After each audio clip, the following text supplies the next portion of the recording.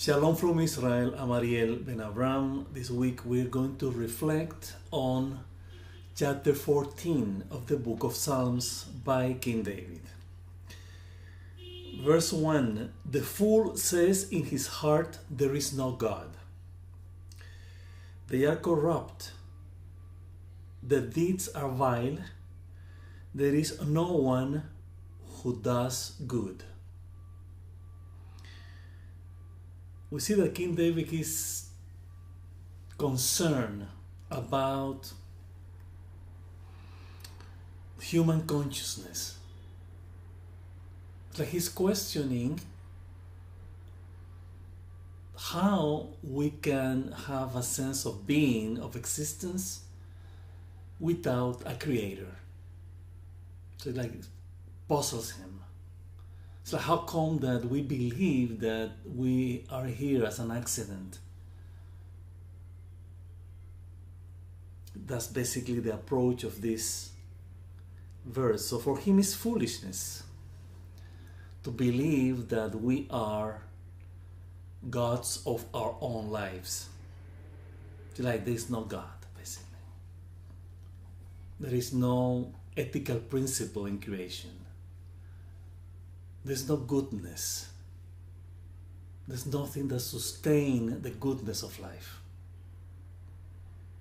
That indeed is foolish. So then the person who doesn't believe in God, who doesn't believe that there's this primary source from whom everything exists. Like if we deny that, and again, the idea is not denying God as this abstract, inconceivable being who created the universe. It's not just that. Here David is emphasizing in a special quality, attribute of a God.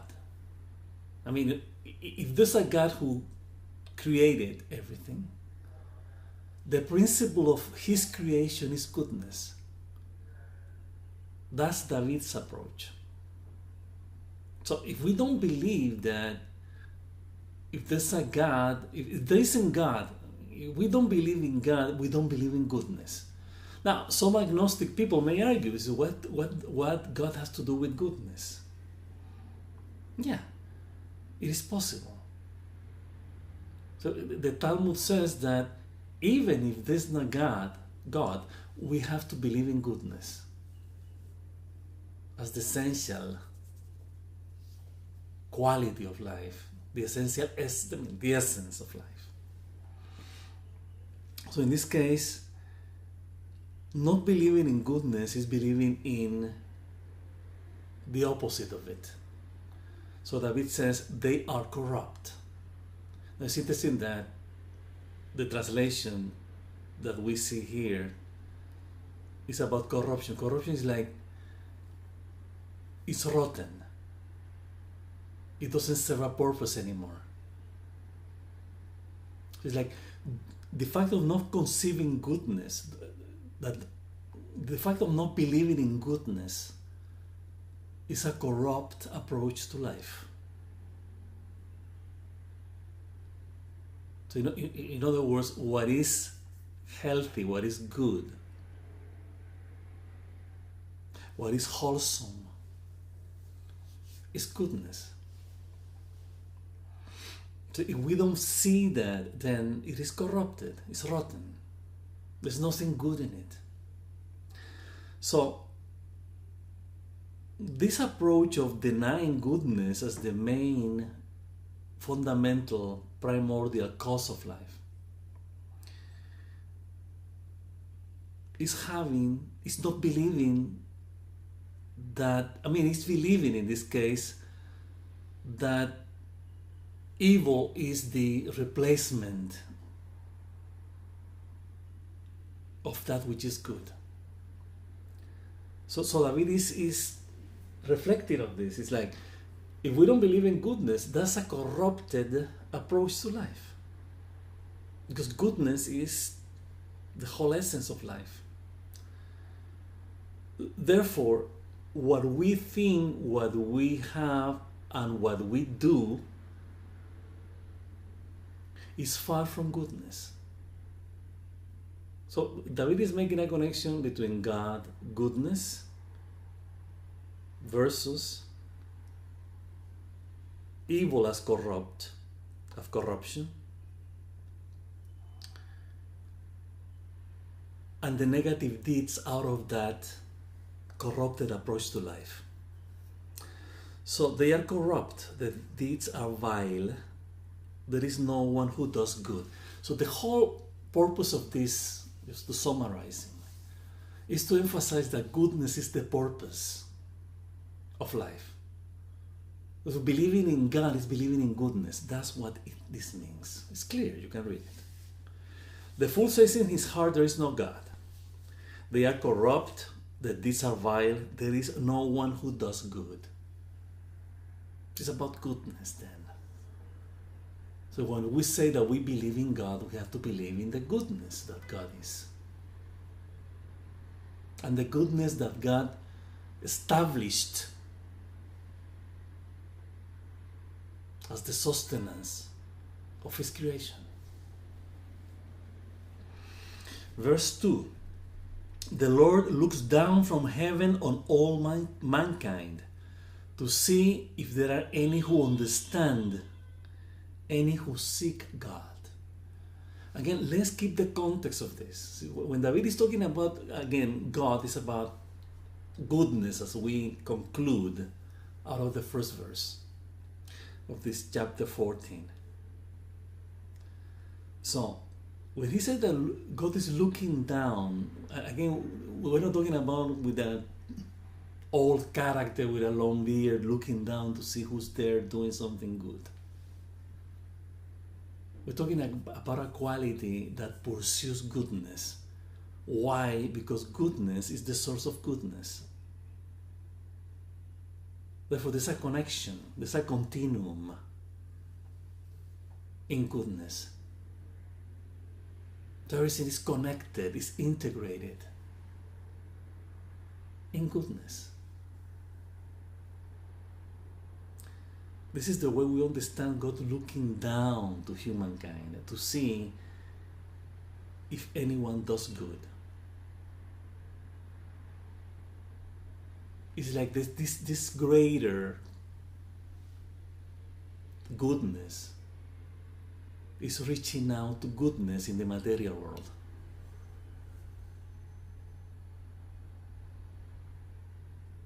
Our sages say that they talk about water,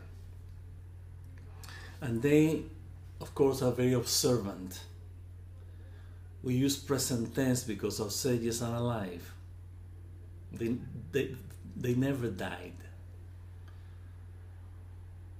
It's important to remark this. When we talk about present, we're talking about our sages of many centuries ago, who compiled what is now the Talmud. So they say that the waters reach to find each other. I'm talking about water. So the rain falls down into the mountains, goes down to find water. And from there go down to the sea to connect with each other. So it's interesting because we believe that we can isolate water. Like ultimately we can do that, of course, but the idea that they want to communicate is that water looks for itself.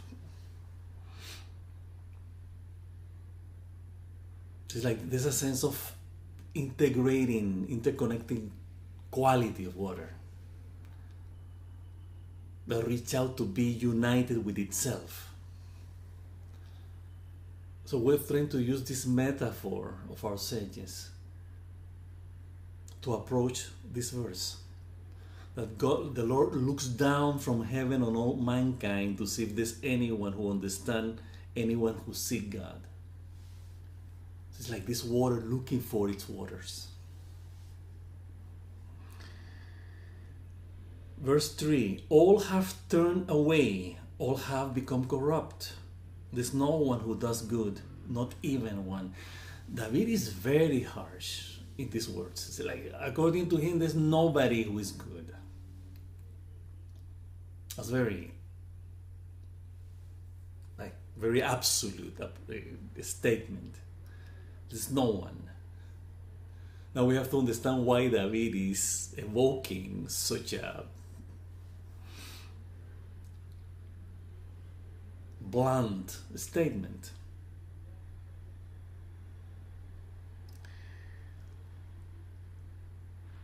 Let's understand this verse as some kind of a continuation, which is obvious from the previous one.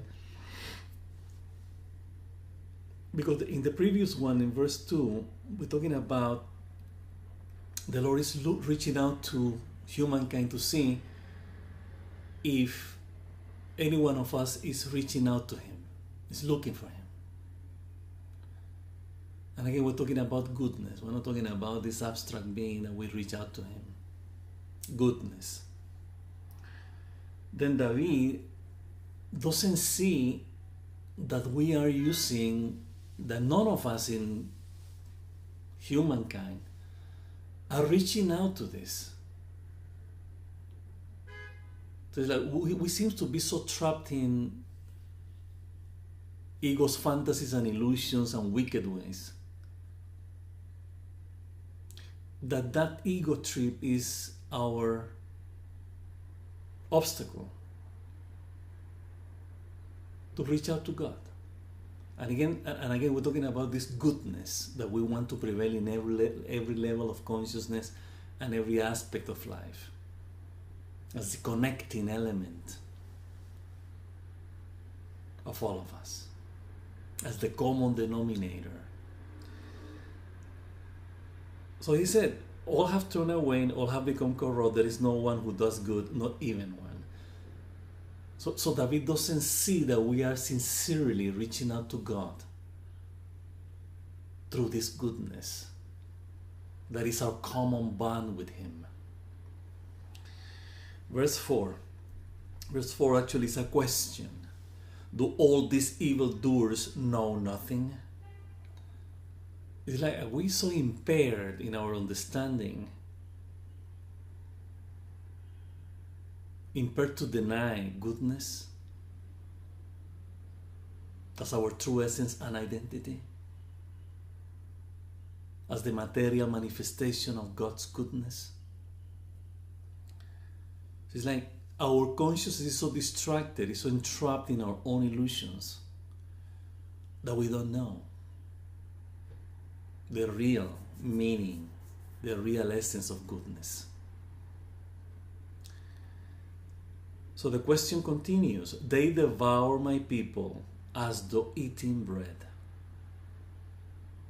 They never call on the Lord.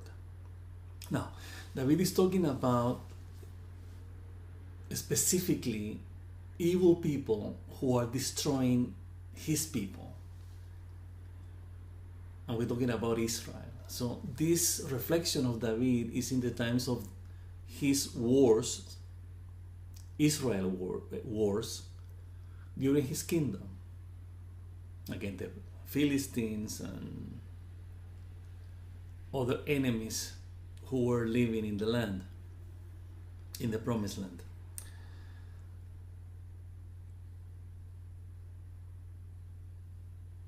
It's interesting because David identified the enemies of Israel as people who deny God. So he's not calling enemies just the typical political enemies, territorial enemies. He's referring to Israel enemies as people who don't believe in God, people who do not live by God's goodness. So he's making a general statement, a general judgment of who is wicked here. So it's not talking about just the enemy of his people, it's the enemies of the people that are the enemies of God, the enemies of goodness. Verse 5. But they are here, overwhelmed with dread, for God is present in the company of the righteous. So he's telling them, so there's still goodness in people. And this goodness in people is the shield that God gives them.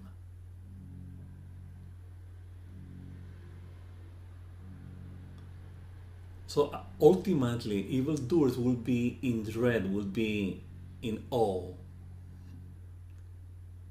of goodness when they see it. So eventually there will be a moment in which our negative thinking will be shut down by goodness. And it happens. When we are frustrated, depressed, angry, upset, there's something good happened to us. So let's say that the previous one, what we mentioned are the enemies, and the latter is the righteous, the goodness, the good ones, the good things that happen to us that remove everything negative that we are experiencing.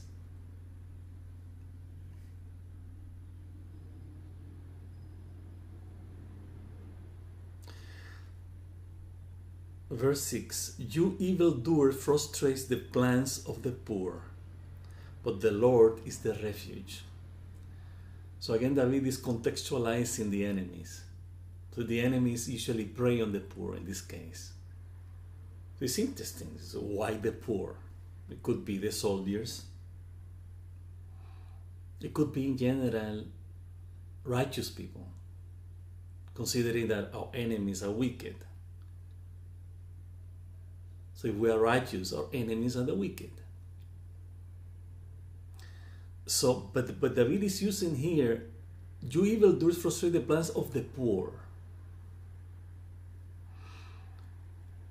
but the Lord is the refuge. So poor in this context, we have to understand that as a quality of consciousness, not necessarily a material situation. So it's like, we are poor when we are weak in the goodness we pursue. We don't have enough goodness, we're poor. Then we are weak. Because in our lack, in our insufficiency of goodness, evil ways prey on us. That's why we're weak in goodness. But the term poor here is obviously in opposition to wicked. Meaning that the fact that we are weak in goodness doesn't necessarily make us evil. That makes us wanting more goodness.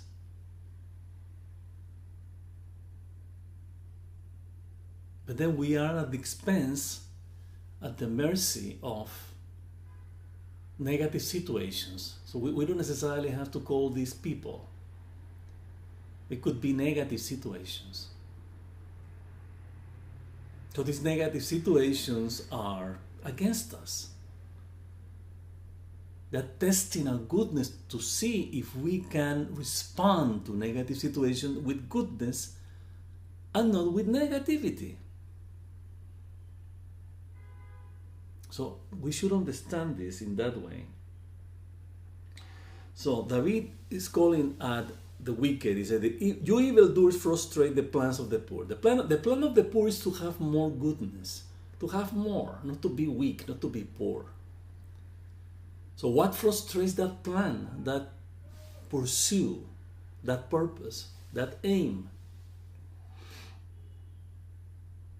negative situations. These are the enemies in this case.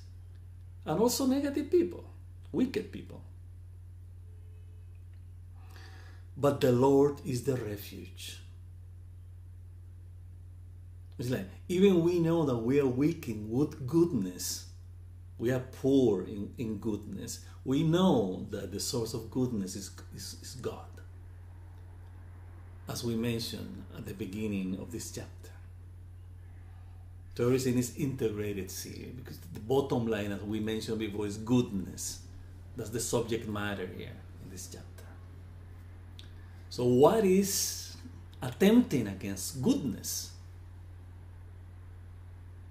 Negative situations, wicked people that we relate to. 7 and final verse of this chapter 14. Oh, that salvation for Israel should come out of Zion when the Lord restores his people. Let Jacob rejoice and Israel be glad. It's interesting how this chapter ends, and how this reflection of goodness versus wickedness ends. With just a Messianic message, because it is that salvation, that redemption for Israel. Again, we have to understand Israel, as we have mentioned many times before, as the creative, positive potentials, or positive creative potentials in consciousness that are threatened by wickedness, by againstness, by all this opposition that we find, this constant war between good and evil. And against that, we know the Torah delineates the identity of Israel as the bearers of goodness, the bearers of the light for the nations. That this light is goodness, by the way. So we are commanded by God to be a light unto the nations. But we're not talking about some kind of big reflector, beam of light. We're talking about goodness here. So this last verse of the chapter is when redemption of Israel should come out of Zion. What is Zion? We have said many times in our blog and in our commentaries in these videos that Zion, the Temple of Jerusalem, represents our connection with God. The awareness of our permanent connection with God. That's Zion. So as long as we're connected with that goodness that at the beginning of the chapter is mentioned, when we are aware of that common bond with us, with God, which is realized in Zion. Of course, it's also a place, it's a geographical place, which is in Jerusalem, the eternal and undivided capital of Israel. This is where this connection occurs. It's the physical manifestation of this connection. But again, we have to translate all these physical locations into our consciousness. So, the redemption for Israel comes. It's not would come, comes, a bad translation. Comes from Zion. Why? Because in our connection, in our permanent awareness of goodness, in every level of consciousness, every time, a permanent, constant awareness of goodness, that's our redemption. There's nothing evil around. Everything is good. Everything is proper. Everything is right. Everything is positive. When the Lord restores his people, how come that God is going to restore his people, Israel? When he makes this creative potential, goodness in consciousness be permanent and eternal. So again, it's a Messianic, had to do with the Messianic era. This is the final redemption. David is calling up for the final redemption. Like there will be a moment that God has promised us in which goodness will be the only principle that is going to lead every level and aspect of consciousness and every facet of life. Let Jacob rejoice and Israel be glad. We know that Jacob and Israel are synonyms and names of the same character. A quality is a material quality that is Jacob and a spiritual quality that is Israel. Like the body and the soul combined into one. One people, one consciousness, united in goodness and for the purpose of goodness. So, thus we end these reflections on chapter 14 of the book of Psalms. We hope that we have contributed to expand our awareness of goodness as our essence and true identity and common bond with our Creator. We wish you an abundantly blessed week. Shabbat Shalom. And until next time.